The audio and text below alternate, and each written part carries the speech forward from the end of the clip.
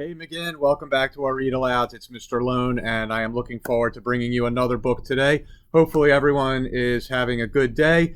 You're getting your work done, you're learning, and somewhere along the way, you're also enjoying some good books, whether it's a quick read, whether you're in a several hundred-page book and you're moving chapter by chapter. Just keep up that reading, and remember, come on by whenever you need anything.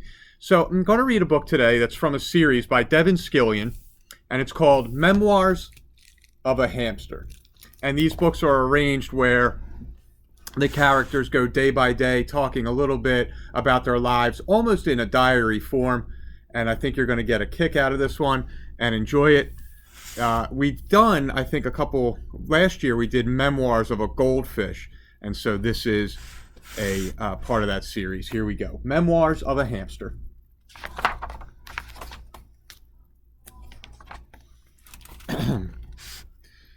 Night 1. My life is perfect. I have a bowl full of seeds, a cozy pile of wood shavings, and room to run.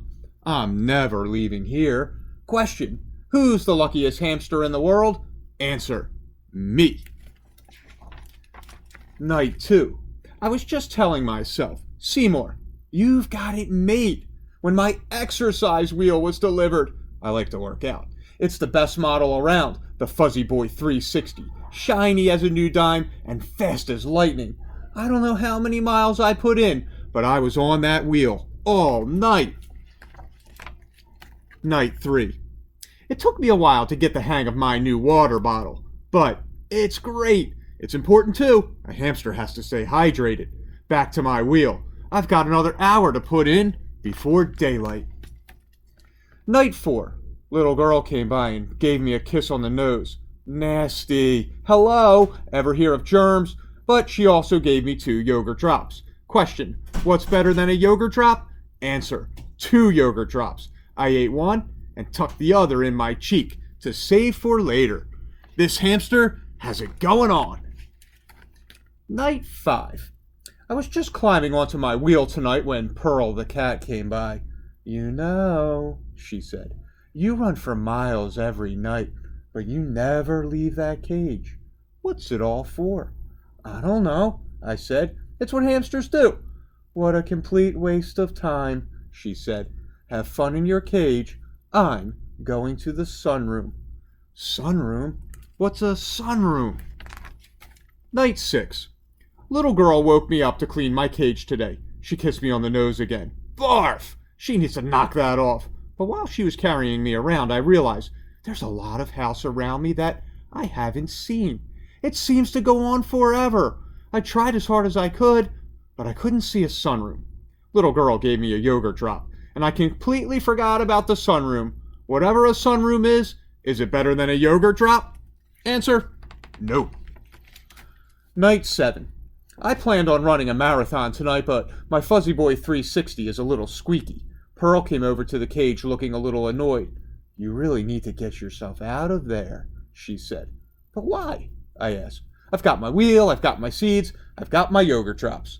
You wouldn't need a wheel out here, she said. There's plenty of room to run. The staircase is made of sunflower seeds, and the sunroom is filled with yogurt drops. As she was walking away, she turned around and said, Watch out for Hoover. Hoover? Who's Hoover? Night 8. I didn't sleep a wink all day. Little girl came by and kissed me on the nose. Ugh! And then I had a terrible workout. I just couldn't focus. How could I concentrate knowing what I know? Imagine a whole staircase made of sunflower seeds and the sunroom. Don't I deserve to be in the sunroom? Buck the dog came by to give my cage a sniff and I said, Buck, do you like the sunroom? And big goofy Buck said, I love the sunroom. It's so sunny. And he trotted away. Night 9. No workout tonight. I spent the whole evening putting together a plan. I went over every square inch of my cage and I think I've got it figured out. Operation Tasty Treat is set for tomorrow night. Hello, staircase. Hello, sunroom. Night 10. Good old Seymour is one smart hamster. My escape went like clockwork. I moved the seed dish, then I was able to muscle the Fuzzy Boy to the front of the cage. I had a little trouble climbing the outside of the wheel. It kept spinning and I wasn't getting anywhere.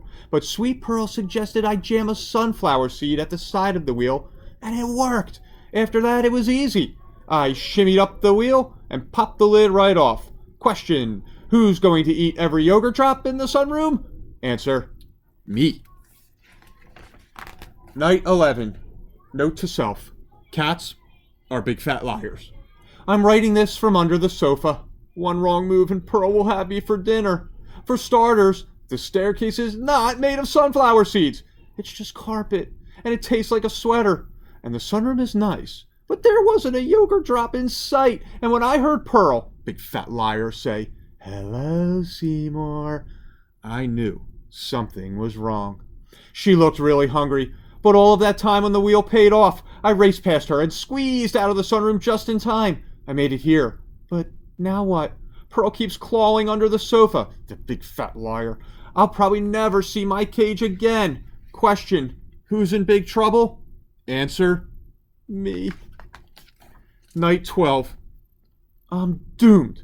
I'll never make it out of here alive. I can see Pearl pacing back and forth. She says she's looking up recipes. I tore a tag off the bottom of the sofa, found an old pencil, and wrote out my will. I, Seymour Q. Hamster, being of tired mind and hungry body, leave my fuzzy boy 360 to my 17 brothers. I leave my water bottle to my 22 sisters. And to my sweet mother and father I leave the 4 yogurt drops hidden in the corner of my cage. I won't be needing them. I sniffled a few times and fell asleep. Goodbye, friends. I love you all. Night 13. So hungry and tired, I could barely move. I heard Pearl purring away the way she does when she sleeps, so it was my only chance. I tiptoed out from the back of the sofa and headed straight for my cage. I was going to make it, but suddenly there was a terrible noise. It sounded like a hurricane. An enormous monster was coming right at me. I looked up at its terrible eyes and read the most frightening word: Hoover. It was trying to suck me inside. Buck heard the commotion and started barking like crazy. That woke up Pearl, big fat liar, who hissed, "He's mine," and started racing right toward me. Hoover had me by the tail. Pearl was swiping at me with her claws, and Buck was howling like mad. I was a goner. I closed my eyes and waited for it to be over. And then came the sweetest thing I've ever heard. "Seymour!" It was suddenly very quiet. Hoover, Pearl, and Buck stopped in their tracks, and one surprised but happy little girl got to me first. She kissed me on the nose, a lovely, beautiful, sweet kiss, and I kissed her right back. Twice. Night 14. My life is perfect. I have a bowl full of seeds, a cozy pile of wood shavings, and room to run. I'm never leaving here. Question: who's the luckiest hamster in the world? Answer: me. Boys and girls, I hope you enjoyed that story. I love the setup of that series. They're just fun. They're engaging. Have a great night. We'll be back with another Read Aloud tomorrow. I'll see you soon.